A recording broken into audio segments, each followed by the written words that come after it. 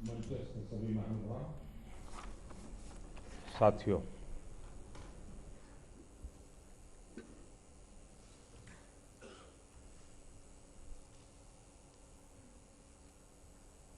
जीवंत व्यवस्था अगर समयानुकूल परिवर्तन को स्वीकार नहीं करती है तो उसकी जीवंतता समाप्त हो जाती है। और जो व्यवस्था में जीवंतता न हो वो व्यवस्था अपने आप में बोझ बन जाती है। और इसलिए ये बहुत ही आवश्यक होता है, जैसे व्यक्ति के विकास की जरूरत होती है ऐसी व्यवस्थाओं के विकास की भी आवश्यकता होती है।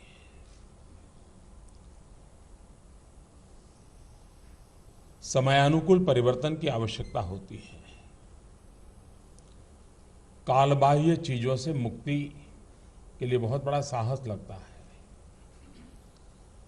लेकिन अगर प्रयोग करते हैं, उसका सही ढंग से ऑब्जर्वेशन करते हैं तो कुछ चीजें नई हम स्वीकार करने की मनस्थिति भी बना लेते हैं। आज यहां दो प्रकार के लोग हैं। एक वो हैं जो जानदार हैं, दूसरे वो जाने की तैयारी में हैं।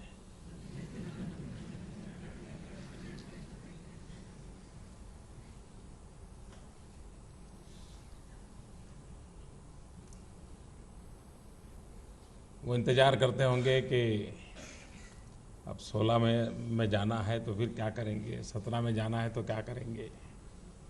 और आप लोग सोचते होंगे कि यहाँ से जाने के बाद जहाँ पोस्टिंग होगा पहले क्या करूँगा, फिर क्या करूँगा, कैसे करूँगा। यानी दोनों उस प्रकार के समूहों के बीच में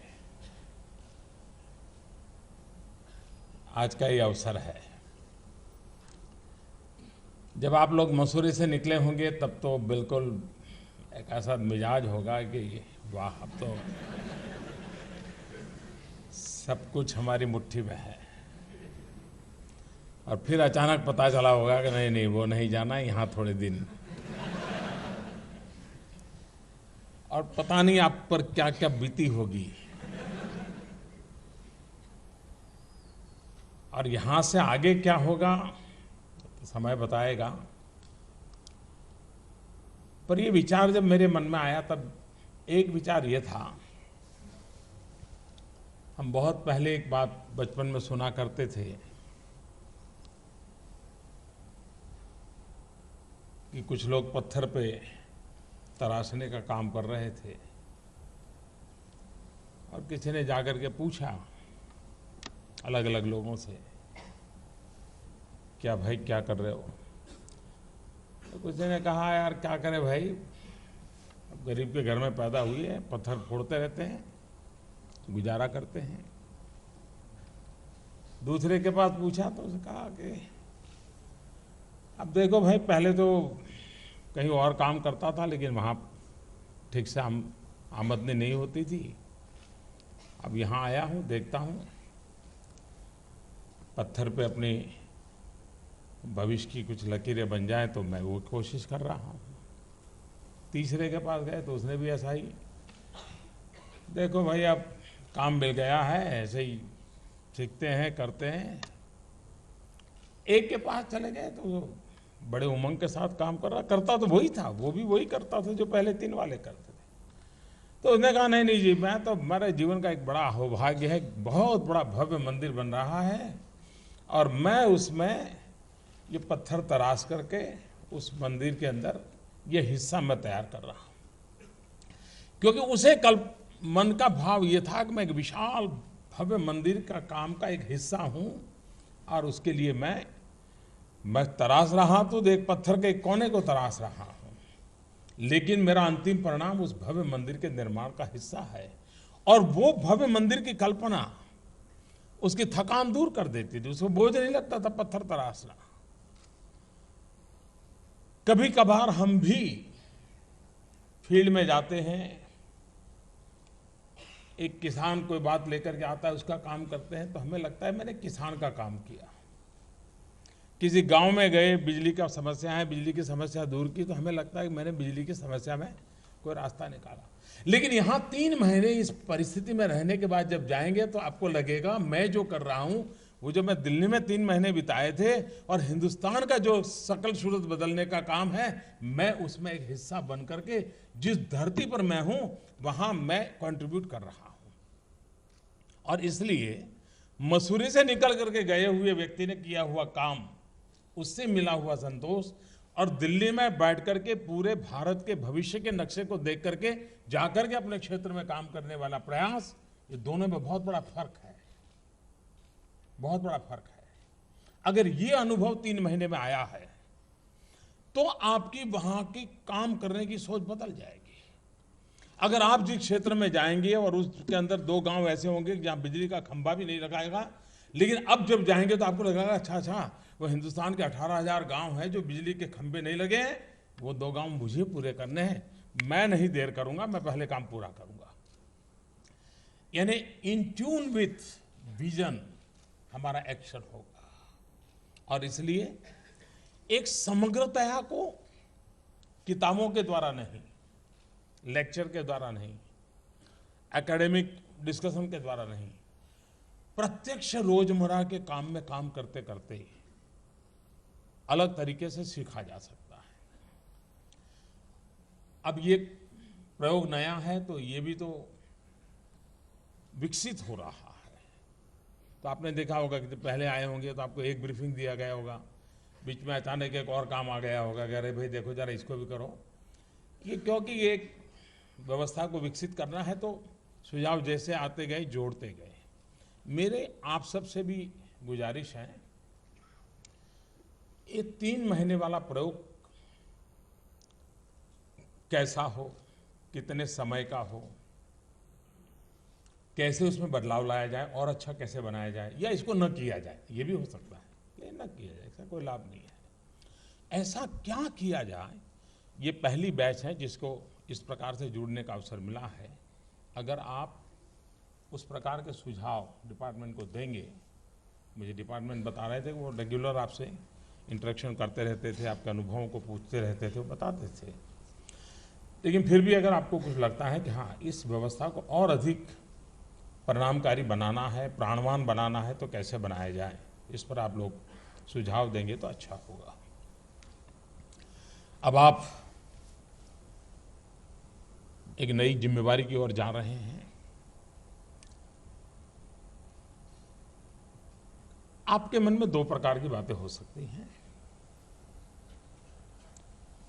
एक तो क्यूरियोसिटी होगी, यार ठीक है पहली बार जा रहे हैं, सरकारी व्यवस्था में पहले तो कभी रहे नहीं, जो जगह पे जा रहे हैं जगह कैसी होगी, काम कैसा होगा। और दूसरा मन में रहता होगा नहीं यार कुछ करके दिखाना है। और ये आपके हर एक के मन में होगा, ये नहीं है कि नहीं होगा, क्योंकि हर व्यक्ति को लगता है जीवन में जो भी काम मिला उसको सफल होने की इच्छा हर किसी की रहती है। लेकिन संकट तब शुरू होता है कि किसी को लगता है कि मैं जाकर के कुछ कर दूंगा, तो ज्यादातर लोगों की कैरियर का प्रारंभ संघर्ष में उलझ जाता है। उसे पता नहीं होता है कि भाई तुम तो 22, 28, 25 साल 30 साल के हो, लेकिन वहां बैठा हुआ 30 साल से वहां बैठा हुआ है, तुम्हारी उम्र से ज्यादा सालों से वो वहां बैठा हुआ है। आपको लगता होगा कि मैं तो बड़ा IAS अफसर बन के आया हूं, लेकिन उसको लगता है यार तेरे जैसे 15 आकर के गए मेरे कार्यकाल में। और ये ईगो क्लैश से शुरुआत होती है। आप सपने लेकर के गए हैं और वो परंपरा लेकर के जी रहा है। आपके सपने और उसकी परंपरा के बीच का टकराव शुरू होता है। और एक पल ऐसी भी आती है, या तो संघर्ष में समय बीत जाता है, या आपने बलबूते पर आप एक आध चीज कर देते हैं और आपको लगता है देखो मैंने करके दिखा दिया ना। यहां बैठे हुए ऐसे सबको अनुभव आ चुका होगा, आप उनसे बात करेंगे तो पता चलेगा। क्या ये आवश्यक नहीं है कि हम वहां जाकर के, क्योंकि आपके जीवन में 10 साल से अधिक समय नहीं है काम करने का, या मान के चलिए 10 साल से अधिक समय नहीं है। जो कुछ भी नया कर पाओगे, जो कुछ भी नया सीख पाओगे, जो भी प्रयोग करोगे, वो 10 साल का ही हिसाब के पास है। बाकी तो आप हैं, फाइल हैं और कुछ नहीं है। लेकिन ये 10 साल वो नहीं है। आप ये 10 साल फाइल नहीं, लाइफ से जुड़ते हैं। और इसलिए ये 10 साल का जो मैक्सिमम उपयोग करेगा, उसका फाउंडेशन इतना मजबूत होगा कि बाकी के 20-25 साल वो बहुत कंट्रीब्यूट कर पाएगा। अगर वो धरती की चीजों से रसकस लेकर के नहीं आया, क्योंकि समय बीतते इस पाइपलाइन में आया है, तो उस स्टेशन पे पहुंचना ही पहुंचना है उसको, वो खुद भी एक बार बोझ बन जाता है। फिर लगता है भाई जब क्या करे, 20 साल पुराना अफसर है, कहाँ रखोगे, चलो यार उस डिपार्टमेंट में डाल दो। अब वो जाने और डिपार्टमेंट का नसीब जाने।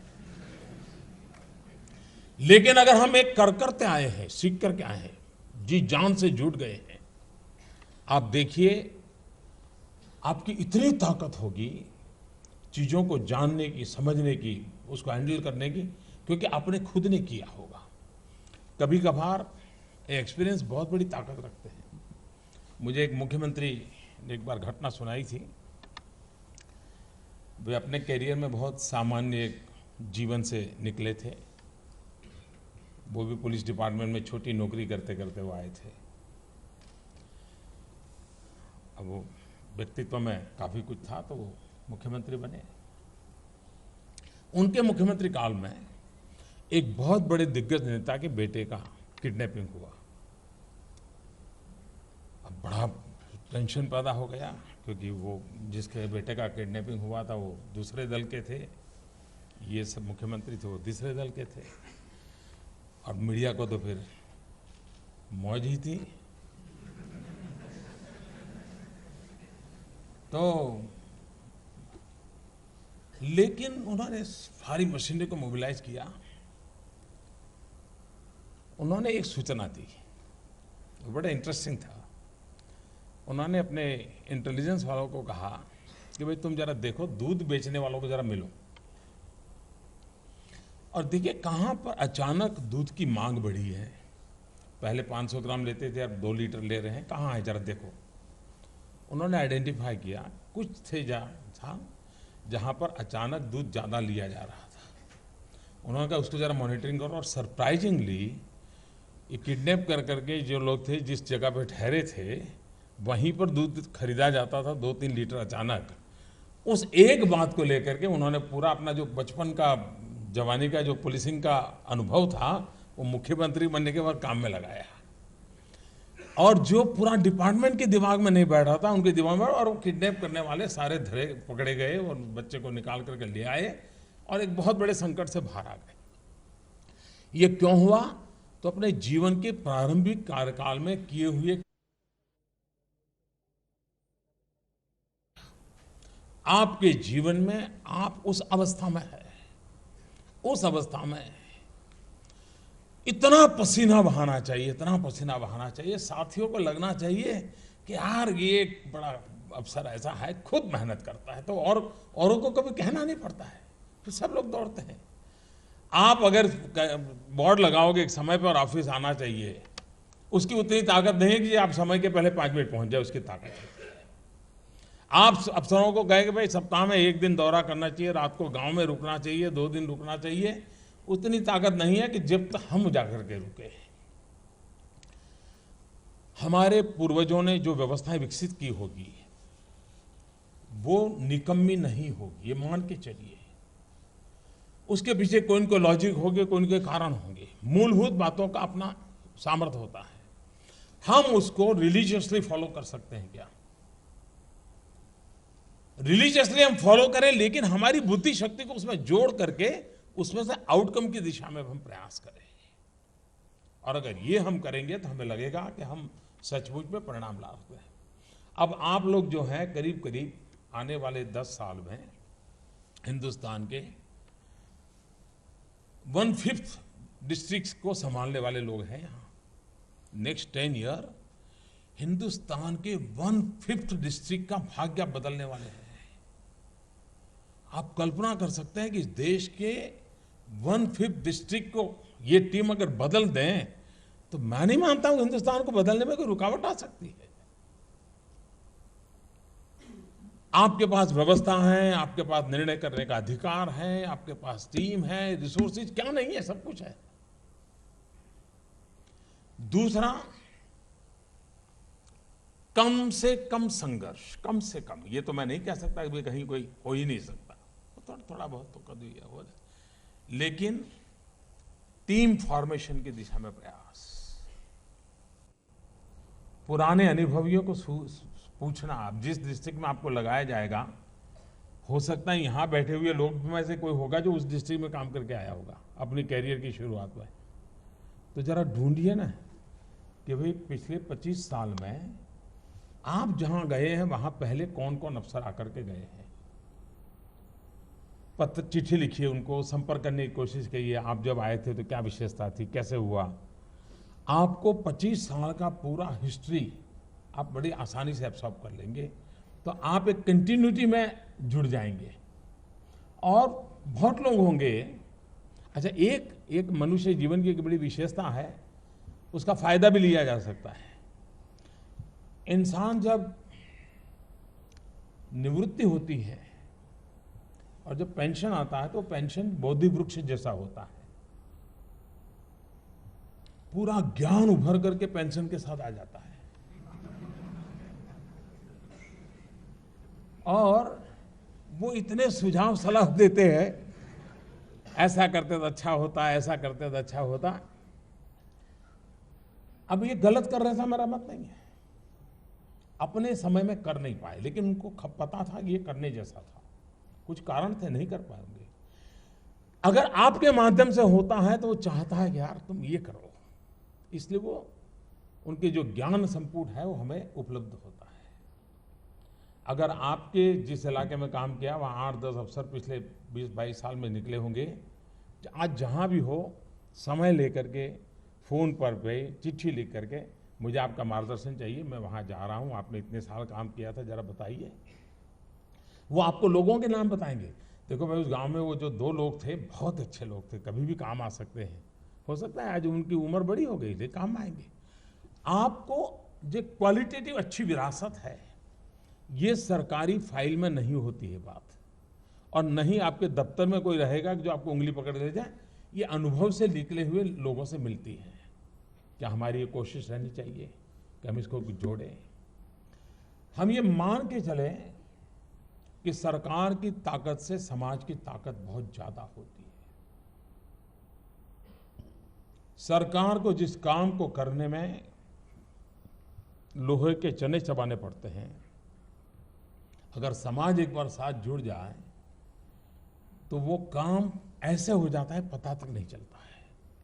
हमारे देश का तो स्वभाव है, नेचुरल कैलेमिटी आती हैं तब सरकारी दफ्तर में मान लीजिए फूड पैकेट पहुंचाने हैं तो कितनी ही मैनेजमेंट करे, बजट खर्च करे 2000, 5000, 10,000, लेकिन समाज को कह दे कि भाई देखिए फूड पैकेट लगाइए, लोग पानी आया है, परेशान है, आप देखिए फूड पैकेट को वितरित करने में हमारी ताकत कम बढ़ जाए, इतने लोग भेज देते हैं। ये समाज की शक्ति होती है। सरकार और समाज के बीच की खाई ये सिर्फ पॉलिटिशियन भर नहीं सकते, और हमने हमारा स्वभाव बदलना पड़ेगा।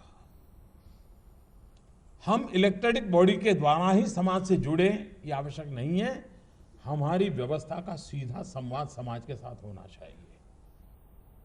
दूसरी कमी आती है, कभी एस्टैब्लिश कुछ पुर्जे होते उसी के थ्रू हम जाते, उससे ज्यादा फायदा नहीं होता है, क्योंकि उनका एस्टैब्लिश हो गया है तो उनका दायरा भी फिक्स हो जाता है। हम सीधे सीधे संवाद करें, नागरिकों के साथ सीधा संवाद करें, आप देखिए इतनी ताकत बढ़ जाएगी, आपको इतनी मदद मिलेगी जिसकी आप कल्पना नहीं कर सकते। आपके हर काम को वो करके देते हैं। अगर आपको शिक्षा में काम लेना है तो आप अपने सरकारी अधिकारियों के माध्यम से जाएंगे या टीचर के साथ बैठ लेंगे एक बार, आप देखिए वो अपने आप में एक शक्ति में बदलाव आना शुरू हो जाएगा।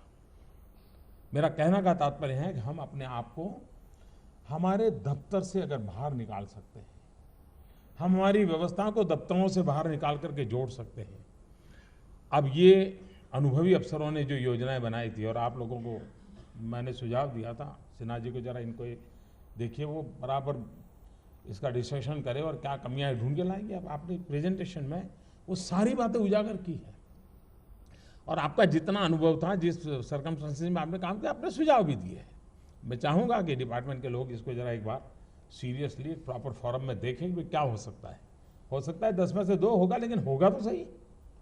ये प्रक्रिया, क्या आप यही परंपरा, आप जहां जाएं, एक अलग अलग लेयर की, कोई एकदम फ्रेश जो लोग हो, कुछ 5 साल के अनुभवी हो, कोई 7 साल, उनको एक आध 2 समस्या अगर उस इलाके की नज़र आती है, मेजर 2 समस्याएं, और आपको लगता है मुझे 2-2.5 साल यहाँ रहना है, ये 2 समस्या को मुझे एड्रेस करना है, उनको बिठाइए, बोलिए अरे यार देखो भाई, ज़रा स्टडी करके बताइए मुझे, हम बातचीत पहुँचा क्यों नहीं पा रहे हैं, क्या सुधार करें, कैसे करें, तुम मुझे सुझाव दो। आप देखिए, वो आपकी टीम के ऐसे हिस्से बन जाएंगे जो आपने शायद खुद जाकर के 6 महीने स्टडी में लगेगा, वो आपको 1 सप्ताह भर के अंदर दे देंगे। हम हमारी टीम का अलग अलग लेयर कैसे तैयार करें, एक्सपांसन कैसे करें, ये अगर हमारे एडमिनिस्ट्रेटिव सिस्टम में लचीलापन हम लाते हैं, आप देखिए आप बहुत बड़ा परिवर्तन ला सकते हैं। आपकी जिम्मे है, मैं आज उन बातों की करना नहीं चाहता हूं कि भारत सरकार की ये योजना है, उसको ये लागू करो, डिकना लागू करो, फला लागू करो। सरकारी अफसर का स्वभाव होता है कि ऊपर से कागज आए तो उसके लिए वो बाइबल हो जाता है, लेकिन कभी कभार उसमें ताकत भरने की जिम्मेवारी व्यक्ति व्यक्ति पर होती है, और हम उस बात को करें तो आप अच्छा परिणाम दे सकते हैं। कभी कभार हम देखते हैं कि भी 2-4 लोग बीमार मिल जाते हैं, तो पता चलता है तो बोले क्या नहीं, बोले वायरल चल रहा है, वायरल है, इसके कारण बीमार है। लेकिन एट द सेम टाइम हम देखते हैं कि वायरल होने के बाद भी बहुत लोग हैं जो बीमार नहीं है। बीमार इसलिए नहीं कि उनकी इम्यूनिटी है, उनके अपनी इनहेरेंट ताकत है, जिसके कारण वायरल उनको इफेक्ट नहीं करता है। क्या हम जहां जाए वहां वायरल जो भी हो, आलस का हो सकता है वायरल, उदासीन का हो सकता है वायरल, करप्शन का हो सकता है वायरल, होंगे। लेकिन अगर मैं एक ऐसी ताकत लेकर के जाता हूं, अपने आप वायरल होने के बाद भी एक दवाई की गोली वायरल के होने के बाद भी टिका सकती है, तो जीता जागता इंसान उस वायरल वाली अवस्था में जाकर के भी स्थिति को बदल सकता है। अगर एक टिकिया इतना परिवर्तन ला सकती है, तो मैं तो इंसान हूं, मैं क्यों नहीं ला सकता हूं। रोने बैठने से होता नहीं है, लेकिन तनाव और संघर्ष के साथ स्थितियां बदली नहीं जा सकती है। आप लोगों को कितना जोड़ते हैं, उतनी आपकी ताकत ज्यादा बढ़ती है। आप कितने शक्तिशाली अनुभव कराते हैं, उससे उतना परिणाम नहीं मिलता है कि जितना कि लोगों को जोड़ने से मिलता है। और इसलिए अगर आप जिस क्षेत्र में आप जा रहे हैं, जो जिम्मेवारियां निभाने जा रहे हैं, राष्ट्र के जीवन में कभी कभी ऐसे अवसर आते हैं जो हमें कहां से कहां पहुंचा देते हैं। आज वैश्विक परिवेश में मैं अनुभव करता हूं कि इस कालखंड को, ऐसी गोल्डन अपॉर्चुनिटी को खोने का भारत को कोई अधिकार नहीं है। न 125 करोड़ देशवासियों को ऐसी गोल्डन अपॉर्चुनिटी खोने का अधिकार है, न व्यवस्था में जुड़े हुए हम सबको इस गोल्डन अपॉर्चुनिटी को खोने का अवसर है। ऐसे अवसर वैश्विक परिवेश में बहुत कम आते हैं, जो मैं आज अनुभव कर रहा हूं, जो आया है। ये हाथ से निकल न जाए, ये मौके का उपयोग भारत को नई ऊंचाइयों पर ले जाने के लिए कैसे हम करें, इस स्थितियों का हम फायदा कैसे उठाएं। और इसलिए हम जो जहां है वहां जितनी भी उसकी जिम्मेवारी है, जितनी उसकी ताकत है, हम उसका अगर पूरा भरपूर उपयोग करेंगे और तय करेंगे नहीं मुझे आगे ले जाना है, आप देखिए देश चल पड़ेगा। तो मेरी आप सबको बहुत शुभकामना है। बहुत बहुत धन्यवाद।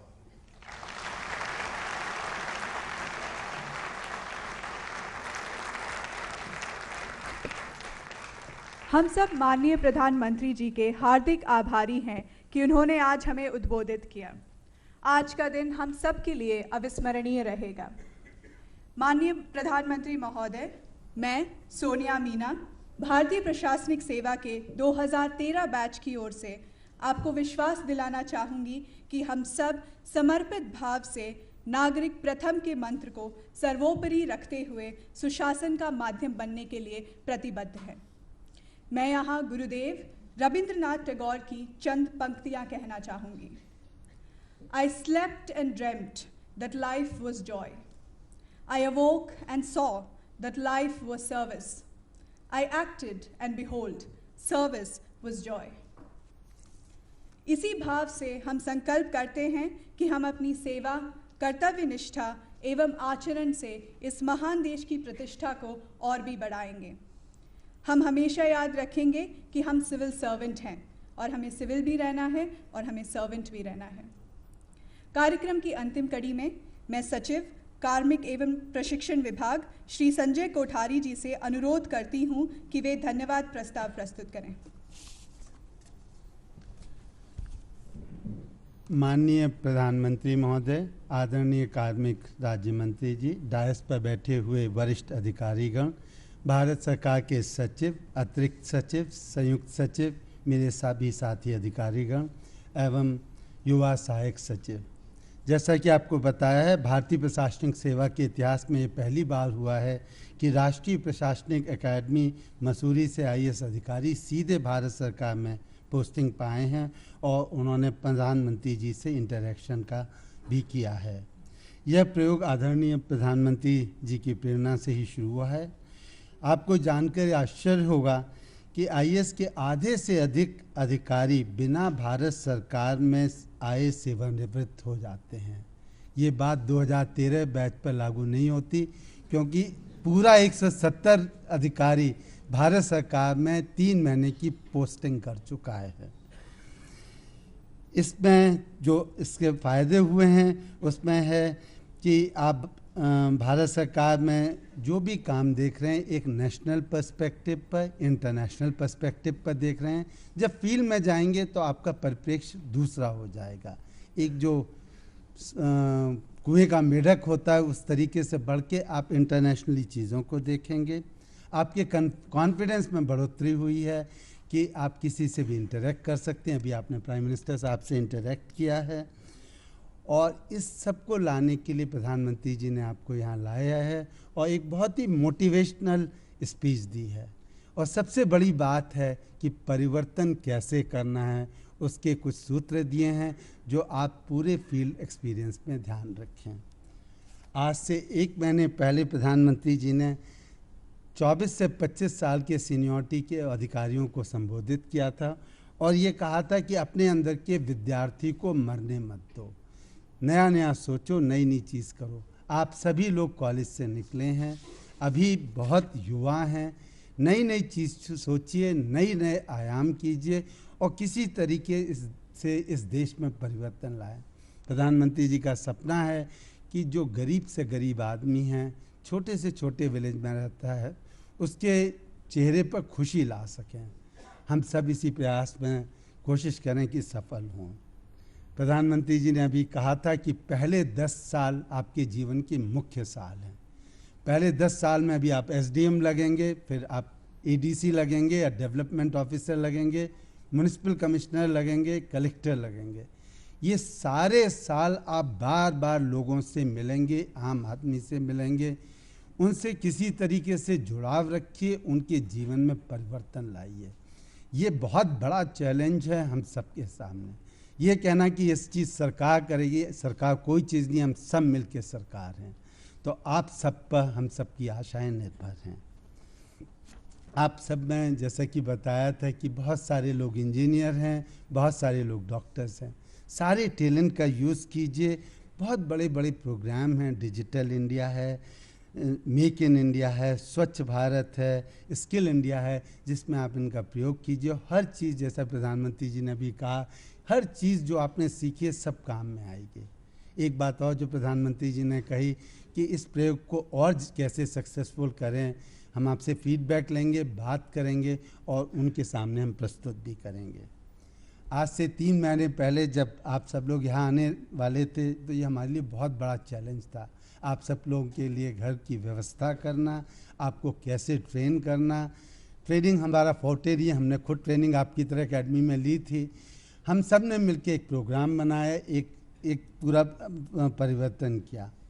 आज आप सब लोगों ने प्रेजेंटेशन किए, कुछ प्रेजेंटेशन प्रधानमंत्री जी ने देखे, कुछ लोग के प्रेजेंटेशन यहाँ आए हैं, पर जितने भी प्रेजेंटेशन हैं सारों की सबसे बड़ी सफलता यह है कि आम आदमी को आपके रोल से कैसे सक्सेस मिलेगी। अभी शुरू में विवेकानंद जी का वर्णन हुआ था।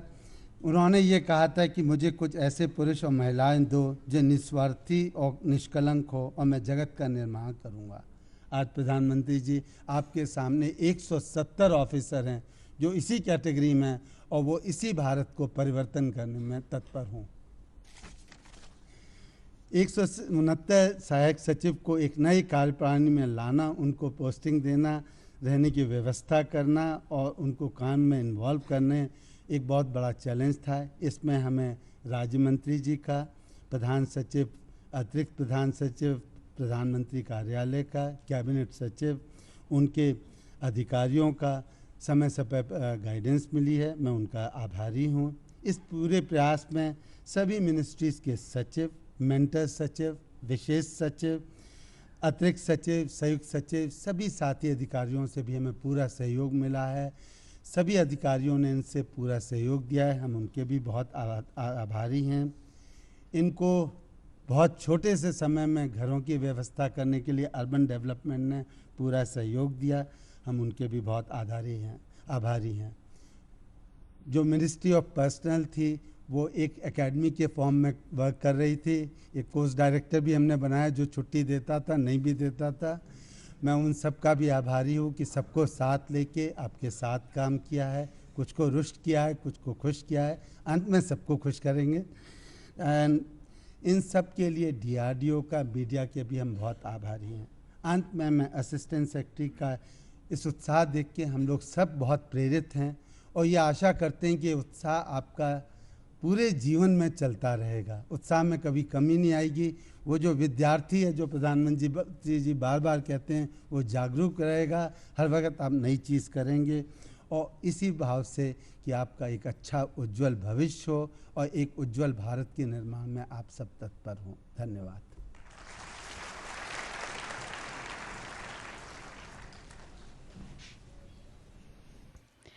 प्रधानमंत्री श्री नरेंद्र मोदी की इस अनोखी पहल से IAS के युवा अफसरों को उनसे मिलने का और उनके सामने अपनी बात रखने का एक अनोखा अवसर मिला।